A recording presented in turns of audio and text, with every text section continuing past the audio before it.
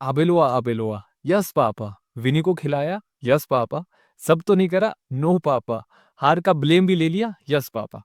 ये Florentino Perez की fetish है। वो चाहता है कि उसका मैनेजर ऐसे काम करे। लेकिन जब ऐसा पपिट मैनेजर आपके पास होता है, तो फिर आप मैचेस नहीं जीतते हो। फिर आप कोपा डेल रे में सेकंड डिवीजन की टीम जो वहां पर भी 17th चली है, उससे हार जाते हो। और अब रियल मैड्रिड में जो भी ड्रामा चला है बिहाइंड द सीन, जो कुछ भी रिगार्डिंग मैनेजर चला है, वो सिचुएशन इतनी टेंस हो चुकी है कि अगर एट द मोमेंट और विद इन 2 और 3 मंथ्स अगर हमारे पेरिस पेरिस दादा अगर वो प्रॉपर डिसीजन नहीं लेते हैं, तो रियल मैड्रिड मोस्ट प्रोबेबली बहुत इलीट मैनेजर्स को मिस कर देगी। रियल मैड्रिड को ऐसे मैनेजर के साथ टिकना पड़ेगा जो सो कॉल्ड पपेट होंगे, जो कुछ नहीं करेंगे, और फिर सेम रिजल्ट आते रहेंगे। प्लेयर्स फिर भी हावी होते रहेंगे, और in the end there are very high chances कि रियल मैड्रिड मैनचेस्टर यूनाइटेड वाली साइकिल में फंस जाए, जहां आपका प्रेसिडेंट तो वही रहता है, आपके प्लेयर्स भी वही रहते हैं, बस आप मैनेजर पर चेंज पे चेंज करते रहते हो और ट्रॉफीलेस पर ट्रॉफीलेस सीजन आते रहते हैं। और रियल मैड्रिड का एक ट्रॉफीलेस सीजन ऑलरेडी हो चुका है, और अब ये दूसरा ट्रॉफीलेस सीजन जाने वाला है। और ये सिचुएशन इतनी टेंस क्यों बन चुकी है? क्यों मुझे लग रहा है कि इलीट मैनेजर्स रियल मैड्रिड में अब आने से पहले 100 बार सोचेंगे? क्यों रियल मैड्रिड को एक नेक्स्ट बिग मैनेजर, एक मैनेजर जिसके सहारे आप एक प्रोजेक्ट बिल्ड कर सकते हो, वो मिलना डिफिकल्ट हो गया है। तो जो सबसे बड़ी बात है वो है, जो इलीट मैनेजर्स है ना, वो देख रहे हैं। अंधे तो है नहीं, वो देख रहे हैं। जितने भी सो कॉल्ड बिग मैनेजर्स हैं, आपके टुकल हो गए, आपके नैगल्समैन हो गए, आपके क्लॉप हो गए, इवन ज़िनेडिन ज़िदान हो गए, जितने भी बड़े मैनेजर हैं, सब के सब देख रहे हैं बाहर से कि रियल मैड्रिड में हो क्या रहा है। और बाहर से देखकर एक ही चीज़ समझ आ रही है सबको कि रियल मैड्रिड अनस्टेबल है। और ये अनस्टेबिलिटी जो थी रियल मैड्रिड में, ये पहले भी थी, अंडर एंcelotti भी थी, अंडर ज़िदान भी थी, उससे पहले अंडर एंcelotti जब पहला स्टिंक हुआ था उस टाइम भी थी, और मे बी अंडर होसे भी थी। बट ये अब अंडर ज़ाबी अलोंसो खुल के सामने आई है, बिकॉज़ आपको फाइनली दिखा है कि एक मैनेजर था जिसने बायर लेवरकुसेन में इतना अच्छा करा था, वो विद इन 7 और 8 मंथ्स सैक हो जाता है। आपने मीडिया के थ्रू उस पर प्रेशर डाला, आपने इंटरनल लीक्स कराए कि तुझे इस बैग सैक कर देंगे, सैक पे सैक कर देंगे, इस मैच में परफॉर्म नहीं करा तो सैक कर देंगे, उसमें परफॉर्म नहीं करा तो सैक कर देंगे। आपने देखा कि कैसे रियल मैड्रिड ने अपने प्लेयर्स को बैक करा, कि कैसे रियल मैड्रिड में स्ट्रगल है ड्रेसिंग रूम को मैनेज करना। और आई नो आप बोलोगे कि भाई एंcelotti ने अभी तो करा, बट वो हमें नहीं पता उस टाइम क्या हुआ था। उस टाइम हमारे पास वेटरन थे, और under Xabi Alonso we don't have any legends, we don't have any leaders. ये है प्लेयर जिनको 300-400 मैचेस हो गए, बट ये किसी काम के नहीं है। और दो बिगेस्ट थिंग, कि आपको क्लब की साइड से कोई लॉन्ग टर्म कम्युनिकेशन नहीं दिखा। आपको ये नहीं दिखा कि क्लब कम्युनिकेट कर रहा है, रियल मैड्रिड कम्युनिकेट कर रहे हैं, पेरेज बोल रहे हैं कि ये हमारे प्लान है नेक्स्ट 5 ईयर के लिए, नेक्स्ट 10 सालों के लिए। और इसका इफेक्ट पड़ेगा भाई। ज़ाबी अलोंसो के फेल होने ने पूरा का पूरा सिस्टम एक्सपोज कर दिया है। और the worst part is that कि इतना सब कुछ हो जाने के बाद भी, जब पूरी की पूरी दुनिया को दिख रहा है कि फ्लोरेंटिनो पेरेज गलत है, रियल मैड्रिड के डिसीजन गलत है। मैं ये नहीं बोल रहा कि ज़ाबी अलोंसो दूध का दूल्हा था, ज़ाबी अलोंसो ने सब कुछ ही अच्छा करा था, बट जिस वे में इस सिचुएशन को हैंडल करा है उसने, रियल मैड्रिड में जो सिस्टम है, बिहाइंड द सीन जो कुछ वर्क करता है, उसको एक्सपोज कर दिया है। फर्स्ट ऑफ ऑल आप देखो कि जो ज़ाबी था, ज़ाबी ने जितने भी डीपर स्ट्रक्चरल इश्यू है रियल मैड्रिड में, वो लिटरली सरफेस पर ले आया। सबसे पहले तो एक बात तो आपको पता लगी कि रियल मैड्रिड में भाई जितने भी आपके मॉडर्न टैक्टिक्स हैं, नहीं चलेंगे, बिल्कुल भी नहीं चलेंगे। आपको पेरेज़ के अकॉर्डिंग चलना पड़ेगा। आप एकदम से डीप नहीं बैठ सकते, आप पोजेशन नहीं रख सकते, आप हाई प्रेसिंग नहीं कर सकते। खेलना आपको वैसे ही पड़ेगा जैसे रियल मैड्रिड की डिवास चाहते हैं, जैसे रियल मैड्रिड के प्लेयर चाहते हैं। उसके बाद आपको पता है कि ज़ाबी के अंडर आपने देखने को मिला कि कैसे स्क्वाड की आपके पास पूरी अथॉरिटी कभी नहीं रहेगी। आप इस स्क्वाड को मैनेज ही नहीं कर सकते। आप इस स्क्वाड से वो सब नहीं चला सकते जो आप चाहते हो एज़ अ मैनेजर चलाना। और ड्रेसिंग रूम का कंट्रोल चला गया, आप पब्लिकली आप ह्यूमिलिएट हो गए। और कोई बड़ा मैनेजर क्यों ही चाहेगा कि वो किसी क्लब में जा रहा है, उसको ये सब झेलना पड़े। और अगर आपको समझना हो कि अभी रियल मैड्रिड से सबसे लेटेस्ट है कि यर्गन क्लॉप की लिंक आई है एकदम से, कि भाई यर्गन क्लॉप ऑलमोस्ट एग्री होने वाले हैं। बट मैं अपने फेलो माद्रिदिस्tas को बताना चाहता हूँ, फ्लोरेंटिनो पेरेज आपको यर्गन क्लॉप के नाम का लॉलीपॉप दे रहा है कि इसको चूसे रखो, क्वेश्चन मत पूछो।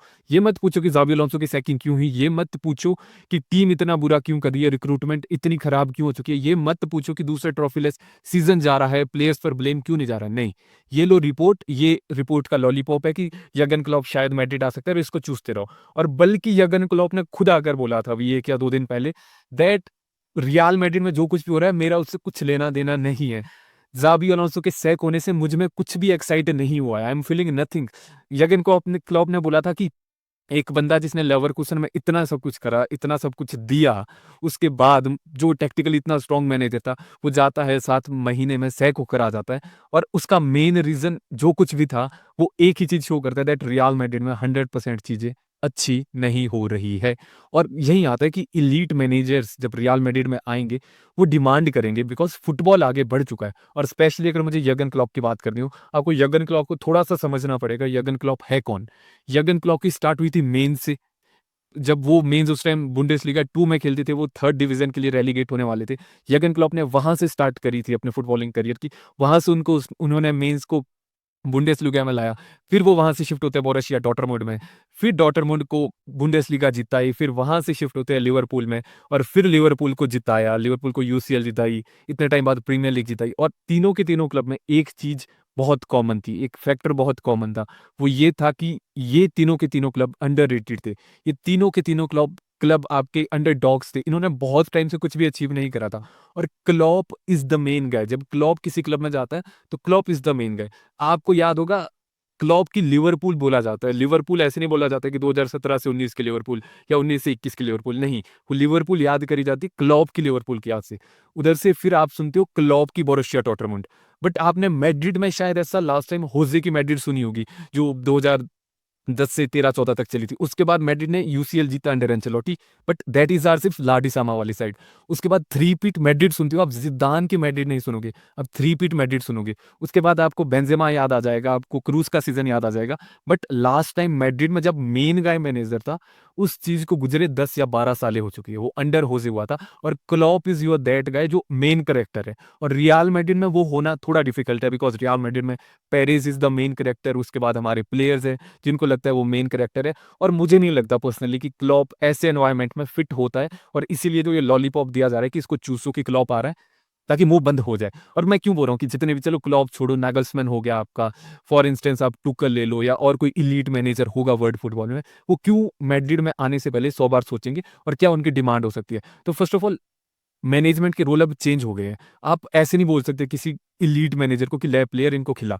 नहीं भाई, वो पपेट नहीं है, उनके अपने आइडियाज़ होते हैं, उनकी अपनी फिलॉसफीज़ होती है। उनको कंट्रोल चाहिए होता है स्क्वाड के ऊपर, उनके अपने टैक्टिक्स होते हैं, आप उनको फोर्स नहीं कर सकते ऐसा कर, वैसा कर। उनको ट्रांसफ़र में से चाहिए, उनको एग्ज़िट में से चाहिए। वो बोलेंगे मुझे ये प्लेयर चाहिए तो चाहिए, मुझे इस प्रोफ़ाइल का प्लेयर चाहिए तो चाहिए, ये मुझे नहीं चाहिए तो इसको निकाल दे। और आपको लगता है रियल मैड्रिड में ऐसा होगा? उनको अथॉरिटी चाहिए कि मैं इस प्लेयर को बेंच करूँगा तो मैं करूँगा। मैं विनीसियस को सब आउट करूँगा तो मुझे रीज़न नहीं देने पड़ेंगे प्रेस कॉन्फ्रेंस में आके कि मैंने विनीसियस को क्यों सब करा। मैं फेडे को राइट बैक खिला रहा हूँ तो मुझे ये नहीं सुनना पड़ेगा कि नहीं भाई मुझे राइट बैक नहीं खेलना है। मैं जूड को बॉक्स टू बॉक्स रोल में इसलिए डाल रहा हूँ ताकि उसका बाप आकर इधर डेली की डेली चढ़ा हुआ है कि नहीं इसको बॉक्स टू बॉक्स खिलाओ, ये नंबर 8 और 6 के रोल में नहीं खेलेगा। उन एलीट मैनेजर्स को ये सब बकचोदी नहीं चाहिए और रियल मैड्रिड में ये सब कुछ चला है। रियल मैड्रिड में उनको बोर्ड से नहीं चलना है, उनको मैनेजर बनना है। कोच नहीं, आपको समझना पड़ेगा कोच कोई भी नहीं है। आप एलीट साइड उठा के देख लोगे, लुइस एनरिके का बहुत बड़ा से है इन पीएसजी, आर्टेटा का बहुत बड़ा से है इन आर्सेनल, क्लॉप की जो लिवरपूल थी उसमें क्लॉप का इतना बड़ा से था, पेप का बहुत से है इन आपके मैनचेस्टर सिटी, हैंसी फ्लिक का बहुत बड़ा से है इन आपके बार्सिलोना और इवनली कंपनी का भी बहुत बड़ा से है इन बायर्न म्यूनिख। ये सारी साइड वो है जो रियल मैड्रिड से आगे है और हर टीम में आप देखोगे कि मैनेजर अपना काम कर रहा है, वो टीम को मैनेज कर रहा है। क्लब प्रेसिडेंट का काम है कि तो भाई तू फाइनेंशियल चीजें देख, बाकी टीम को स्पोर्टिंग वाइज मैं दिखाऊंगा। और यही क्वेश्चन आता है कि फ्लोरेंटिनो पेरेज का जो कंट्रोल फर्स्ट मॉडल है कि मैं ही हूँ, मुझसे होकर सब कुछ निकलेगा। कि तुझे सब आउट करना है तो मुझे बताना पड़ेगा कि मैं उसे सब आउट कर रहा हूँ। प्लेयर कोई आएगा तो मेरी इच्छा अनुसार आएगा, तेरा मुझे फ़र्क नहीं पड़ता, प्रोफाइल आए ना आए। इसका बहुत बड़ा एग्ज़ाम्पल मैं आपको देता हूँ। क्रूस गए, मॉडरिच गए, लेकिन पहले एंcelotti ने बोला आपके फ्लोरेंटिनो पेरेज़ को कि हमें मिडफ़ील्डर प्रोफाइल दो। पेरेज़ ने बोला नहीं, this midfield is more than enough. फिर आपके ज़ाबी अलोंसो ने बोला कि हमें मिडफ़ील्ड प्रोफाइल दो। पेरेज़ ने बोला नहीं, this midfield is more than enough. और मैड्रिड ने पैसे स्पेंड कहाँ करे? मास्टुतुआनो पर 60 मिलियन उसके लिए स्पेंड करे, बल्कि आपकी टीम को एक डीएलपी की ज़रूरत थी। वो क्यों नहीं करा? बिकॉज़ पेरेज़ को नहीं चाहिए था। It's that simple. पेरेज़ चाहता है कंट्रोल, भाई उसको ट्रांसफ़र पेरेज़ से होकर निकलेंगे, मार्केट ब्रांड वैल्यू को देखकर ट्रांसफ़र हो गया। ऐसे नहीं होगा कि टीम को ज़रूरत किसकी चीज़ की है, ना। क्या वो बंदा आके जर्सी सेल करेगा? क्या वो बंदा आके आपको स्पॉन्सरशिप डील लाएगा? उसको देख के बहुत कुछ होगा। जो मैनेजर है आपका, वो एक टाइम से एग्ज़ीक्यूटर है, वो एग्ज़ीक्यूट कर रहा है जो आपने उसको दिया है। मैनेजर खुद कुछ आर्किटेक्ट नहीं कर रहा, वो खुद कुछ डिज़ाइन नहीं कर रहा है। वो बस वही बोल रहा है कि ये सपोज़ करो पेरेस ने बोला ऐसे, ऐसे, ऐसे है, मेरे को जीतना है, ये कर दे, ये प्लेयर है, ये खेलेगा, ये नहीं खेलेगा बस, और कुछ नहीं है। शॉर्ट टर्म सक्सेस देख रहे हैं बट हिस्टोरिकली अगर आप देखोगे कि आपको लगेगा कि भाई मॉडल सक्सेसफुल हुआ है, बट आपको समझना पड़ेगा फुटबॉल बहुत फॉरवर्ड जा चुका है। रियल मैड्रिड को ये अप्रोच बदलने की ज़रूरत है। ठीक है, अथॉरिटी ज़रूरी है किसी कोच के ऊपर, किसी मैनेजर के ऊपर, बट ऐसा नहीं हो कि आप ही सब कुछ हो। पावर है, I can understand, but you have to understand कि पावर बहुत बार भाई क्लब को पुश कर देती है और real Madrid at the moment नीचे ही जा रहा है। और ये मॉडल इसीलिए मुझे ब्रेकिंग लग रहा है कि ये मॉडल अब खत्म हो चुका है। ये मॉडल इस फुटबॉल जनरेशन में काम नहीं कर सकता। इसका मेन रीजन ये है कि जितने भी इलीट मैनेजर है और जितने भी यंग मैनेजर्स आ रहे हैं, हर मैनेजर को कंट्रोल चाहिए जो रियल मैड्रिड में नहीं मिलता है, नहीं मिलता है। उसके बाद दूसरा रीजन आता है कि रियल मैड्रिड की जो ट्रांसफर स्ट्रेटेजी है कि हमें यंगस्टर लाने हैं, मैनेजर अपने अकॉर्डिंग प्लेयर लाता है, आपके अकॉर्डिंग उसको प्लेयर नहीं लाए चाहिए। हो सकता है कि मैनेजर आपको बोले मुझे ये प्रोफाइल दो, आप फिर बोलो कि मैं इन प्रोफाइल में से ये प्लेयर लाऊंगा, बट मैड्रिड में ऐसा भी नहीं होता है। मैड्रिड में आप प्रोफाइल बोलोगे तो मैनेजर पेरेस बोलेगा कि नहीं भाई, नहीं, ये मैं ला रहा हूँ, मैं ले स्ट्राइकर ले। आपका मैनेजर बोलेगा कि मुझे गोलकीपर चाहिए, पेरेस बोलेगा ले स्ट्राइकर, खिला इसको, जिता है मुझे। और वो वर्क नहीं करता है, और ये ब्रोक हो चुका है भाई लिटरली। आप देखो रियल मैड्रिड के लास्ट 2 सीजन, आपको लग रहा है हम 6 यूसीएल जीते, बट आपको समझना पड़ेगा कि उन यूसीएल में पेरेस से ज़्यादा रोल शायद मैनेजर का था, और मैनेजर से भी बड़ा रोल उन प्लेयर्स का था जो प्लेयर्स खेल रहे थे। और at the moment real Madrid में उस कैलिबर के, उस ऑरा वाले, उस एटीट्यूड के और उस मैड्रिज्मो वाले प्लेयर्स है नहीं। ऊपर से फिर जो मीडिया प्रेशर भी आता है भाई, पेरेस डालता है, वो डालता है, वो बैक नहीं करता मैनेजर को। वो ये नहीं बोलता कि भाई आई एम बिहाइंड यू, वो बोलता है ले, ले प्रेशर, ले प्रेशर, झेल प्रेशर, इसका सैक, उसका सैक, अगले मैच में सैक, उस मैच में सैक, ये नहीं करा तो फिर सैक, ऐसा नहीं करा तो फिर सैक। इसीलिए ये मॉडल रियल मैड्रिड को छोड़ना पड़ेगा, ये छोड़ना पड़ेगा। आपको लीडरशिप दिखानी है, ठीक है भाई, किसी और जगह दिखाओ, फील्ड पर मत दिखाओ। और यही मेन रीज़न है कि बिग मैनेजर्स हेजिटेट करते हैं, बिकॉज़ उनको फुल कंट्रोल चाहिए। आपको, आप मैनेजर हो, सपोज़ करो मैं भी कहीं मैनेज करने जाऊँगा तो मुझे फुल कंट्रोल चाहिए भाई, मैं ऐसे मैनेज नहीं कर सकता। मैं अपने आइडियाज़ इम्प्लीमेंट नहीं कर सकता। और सबसे बड़ा इश्यू यही है कि आपको एंcelotti मिला था जो बहुत बड़े लेवल वाला यस मैन था, मैं डिसरिस्पेक्ट नहीं कर रहा, arguably one of the most successful managers ever. But Ancelotti आपका वो बंदा था जो उसको कुछ भी दोगे ना, वो काम कर लेता था। अगर आपने उसने बोला कि मुझे ये पोज़ीशन पे चाहिए, आपने बोला नहीं है, तो वो बोलेगा कोई बात नहीं, जो है मैं उसी से काम चला लूँगा। But there is no other Carlo Ancelotti. Carlo Ancelotti का कोई डॉपलगैंगर नहीं है। अपकमिंग जितने भी मैनेजर हैं, सारे प्रोजेक्ट वाले हैं भाई, कहाँ से लाओगे? एंcelotti को आप ऑलरेडी सैक कर चुके हो, वो साइकिल आप ऑलरेडी क्लोज़ कर चुके हो। जो मैन मैनेजमेंट में आपकी सेकंड बेस्ट बेट थी, ज़िनेदिन ज़िदान, उसको आपने पहले ही फेंक दिया है। ज़िदान ने पहले ही बोला है विदाउट ऑल दीज़ थिंग्स कि विदाउट बैकिंग और विदाउट प्रोजेक्ट बिल्ड करे मैं नहीं कर सकता, और अब ज़िदान आने नहीं वाला। और जो थर्ड बेस्ट ऑप्शन था आपका ज़ाबी अलोंसो, वो भी आपने फेंक दिया, बिकॉज़ आपको फुल कंट्रोल चाहिए। और मैनेजर डिमांड करते हैं कंट्रोल भाई, अब सबको कंट्रोल चाहिए, अथॉरिटी चाहिए। आपको अगर स्क्वाड बिल्ड करना है, आपको अपने आइडियाज़ इंप्लीमेंट करने हैं, आपको अथॉरिटी चाहिए। उन प्लेयर्स को पता होना चाहिए कि अगर मैं नहीं खेलूँगा, जैसा अब मैनेजर मुझसे बोल रहा है, मैं वैसा परफ़ॉर्म नहीं करूँगा, तो मैं निकल जाऊँगा।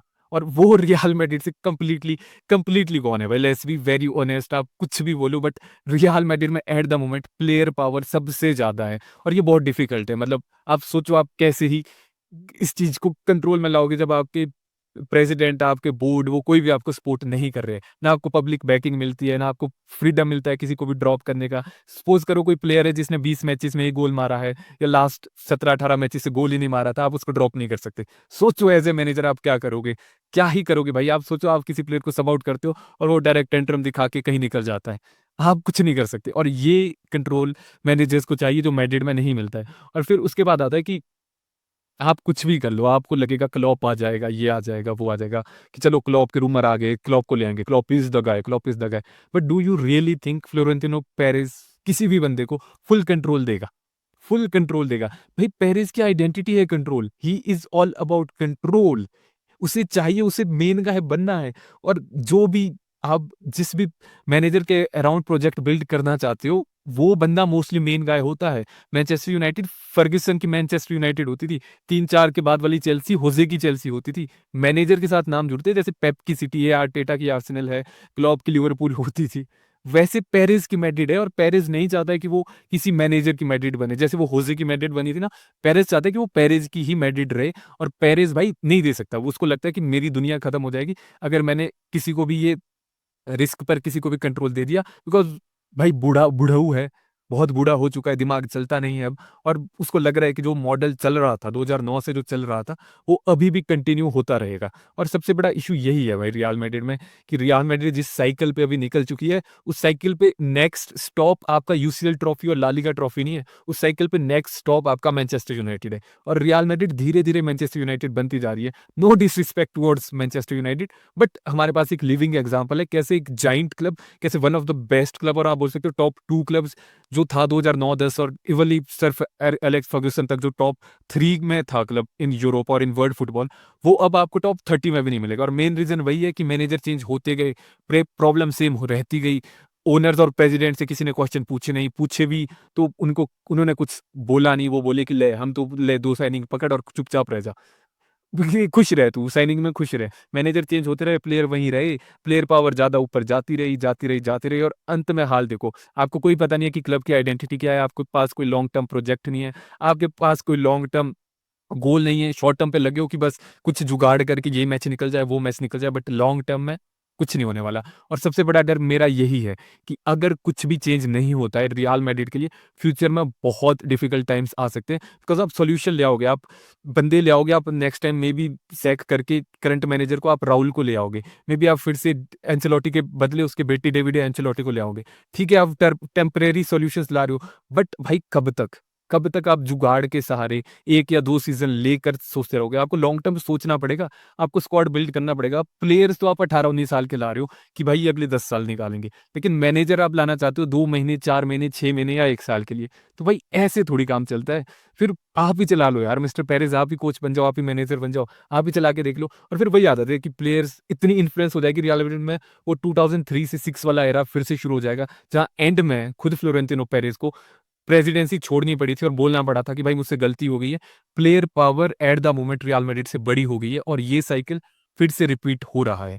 और I know this is a huge problem, but सबसे बड़ी आयरनी ये है कि भाई हमारे प्रेसिडेंट को, हमारे बोर्ड को दिख ही नहीं रहा है कि ये भी प्रॉब्लम है। ठीक है, आप शॉर्ट टर्म के लिए कुछ जुगाड़ करके 1-2 ट्रॉफीज़ यहाँ उधर-उधर से निकाल दो, बट लॉन्ग टर्म में आप क्या करने वाले हो? I have no idea. Financially okay, you are the God, but भाई on field you are killing this club.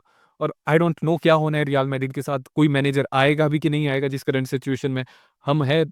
I am just hope for the best. I am hoping कि हर बार की तरह इस बार भी रियल मैड्रिड कमबैक करेगी। बाकी यही था मेरी साइड से।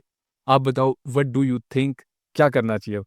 क्या पेरेस को छोड़ना पड़ेगा ये भूत कंट्रोल वाला और फाइनली कंट्रोल देना पड़ेगा किसी मैनेजर के हाथ में, या फिर इसी अप्रोच के साथ जाना चाहिए? बिकॉज़ भाई हमने 6 यूसीएल जीते इस अप्रोच के साथ।